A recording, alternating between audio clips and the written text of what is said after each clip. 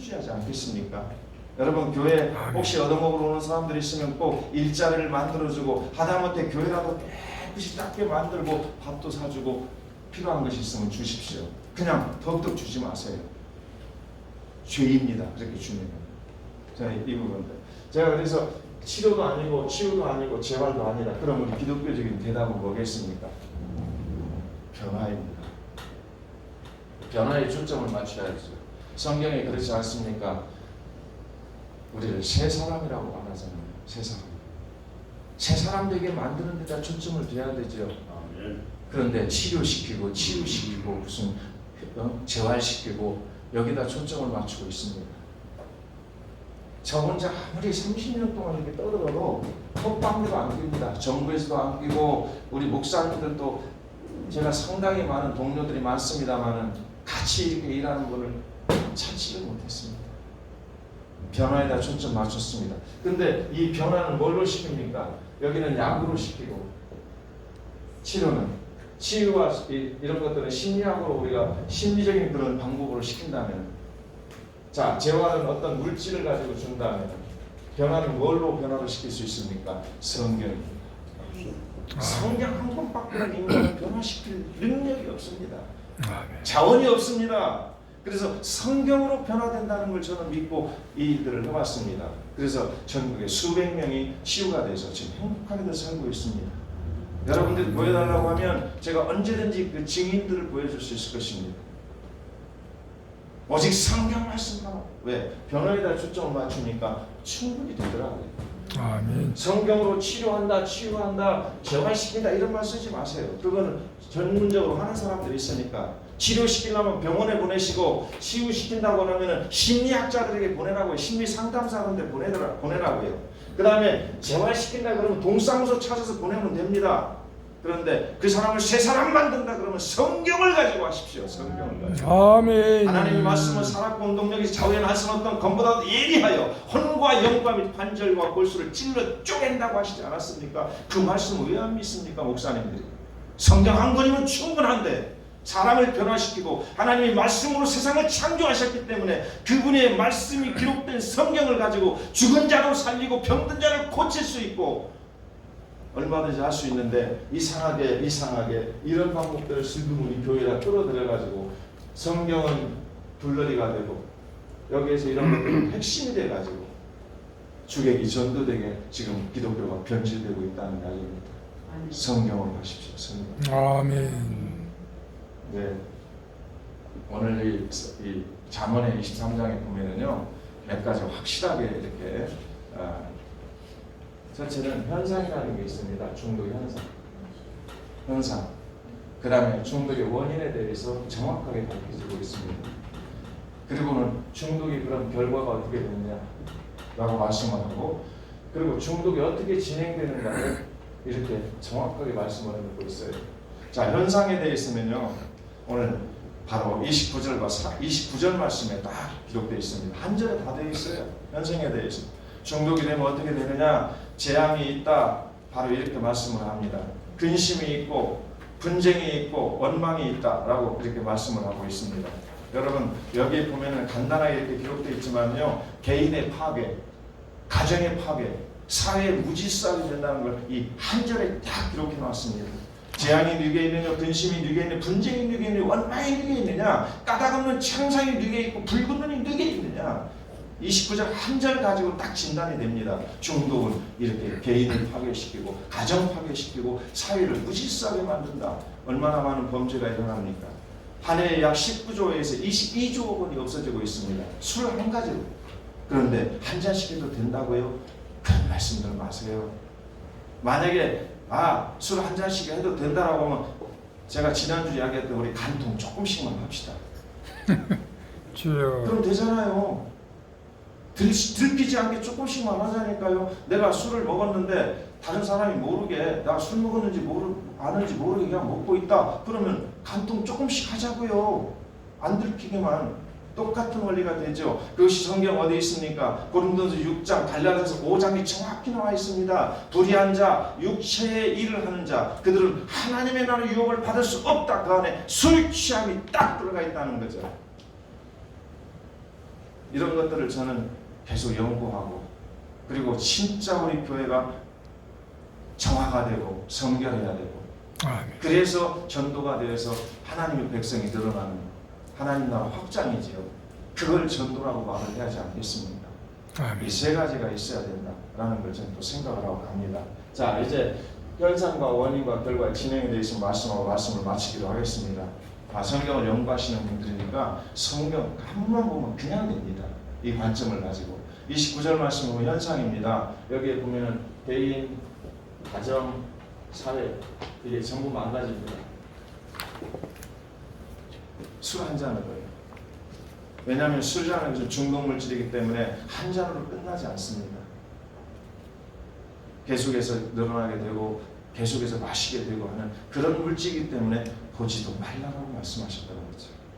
중독물질이기 때문에. 그 다음에 원인에 대해서는 뭡니까? 여기 나와 있잖아요. 30절 31절 말씀. 포도주, 술을 구하러 다니고 술에 잠긴 자라는 것이 원인입니다. 구하러 다니는 자에게 있다라고 말하죠. 술에 취해가지고 망가진 사람이라고 말하지 않습니다. 물론 여기 술에 잠긴 자, 술을 구하러 다니는 자. 구하러 다니는 자는 아직 마시지 않았습니다. 근데 그들이 어떤 자들이다? 재앙이 있을 것이고, 근심이 있을 것이고, 원망이 있을 것이고, 분쟁이 있을 것이고, 딱 말씀해놨지 않아요. 구하러 다닌다는 것이 아직 마시지 않은 상태입니다. 마음속으로 내가 술 마셔야 되겠다 생각하는 사람이 구하러 가는 거 아닙니까? 구하러 가는 자.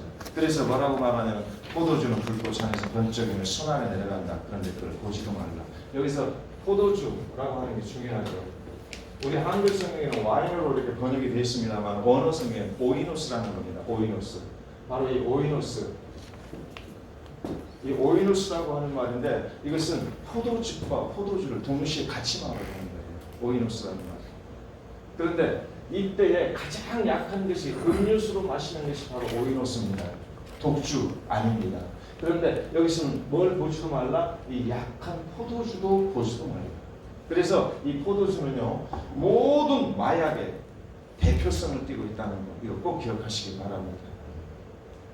여기서 시작하기 때문에 이 한 잔의 포도주, 이 한 잔의 포도주가 모든 마약과 향정신성 약물의 대표성을 띠고 있다. 성경을 그렇게 우리들은 봐야 되는 거예요. 하나님께서 이 거룩한 성경에 이런 말씀들을 기록해 하신 이유는 뭡니까? 하나님의 백성들을 거룩하게 살게 하려고, 온전하게 살게 하려고. 아멘. 근데 그거를 생각지 못했단 말이에요.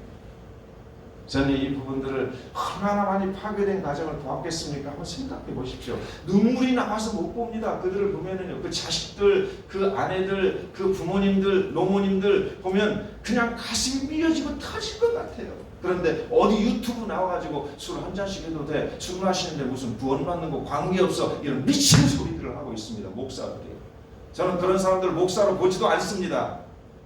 성경도 안 읽어보는 사람, 성경 혹시 읽었다고 해도 신학적 지식도 없는 사람들, 언어 한마디도 알지 못하는 사람이라고 저는 그냥 치부해버립니다.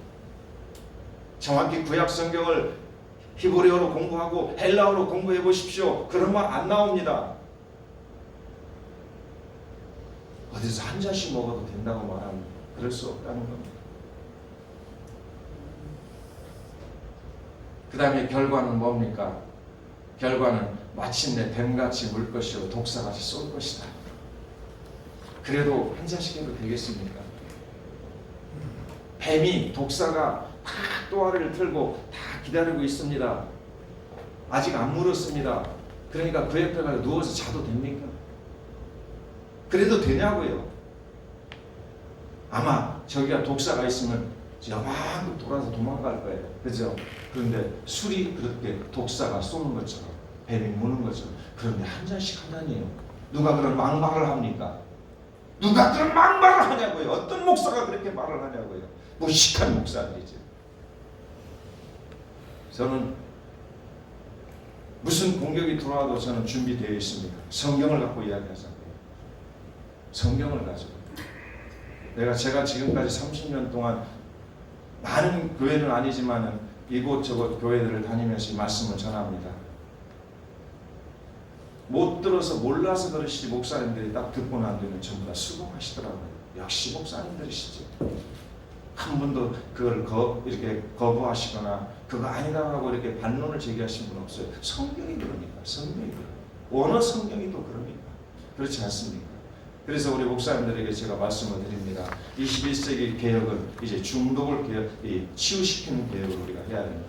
아멘. 이 말씀을 드리고 있습니다. 마지막에 진행 상황입니다. 여러분 지금 정신과가 그래서 여기서 돈을 벌고 있습니다. 이 진행 상황 33절부터 35절까지 말씀입니다. 눈에는 괴이한 것이 보인다. 마음은 망령된 것을 바란다. 이런 것들이요. 술만 먹으면 왜 이상하게 강간 사건이 일어나죠? 근친상간이 일어나죠? 망령된이라는 말이 그런 음탕한 생각을 갖게 만든다는 원어가 의미가 있는 거예요. 술만 먹고. 그래서 이거를 고굴 현상이라고 하는 현대적인 그 술을 먹은 사람들이 여자를 어떻게 보는 관점을 과학적으로 증명해냈습니다. 똑같은 여자를 지나가며 술을 안 먹었을 때, 자, 지나간 여자들에 대해서 평가하시랬더니 별로네요. 이렇게 했어요. 근데 술을 취하게 해놓고 그 여자들 똑같은 여자를 지나가게 하니까, 자, 여자에 대해 평가하셨더니, 왜 그렇게 이뻐요? 이게 고굴 현상이라고 합니다. 술을 먹었더니 여자가 어떻게 해요? 이쁘게 보이는 거죠. 뭔 상대로 보였다는 얘기죠? 섹스 상대로 보였다는 거죠. 여러분, 이쁘다, 정말로 매혹스럽다는 말이 무슨 말입니까? 같이 잠자고 싶다는 이야기예요. 그렇게 보여졌다는 거예요. 술을 먹여놨더니. 그게 어디서 있는지 아십니까? 구약 성경에 이미 기록되어 있는 거죠.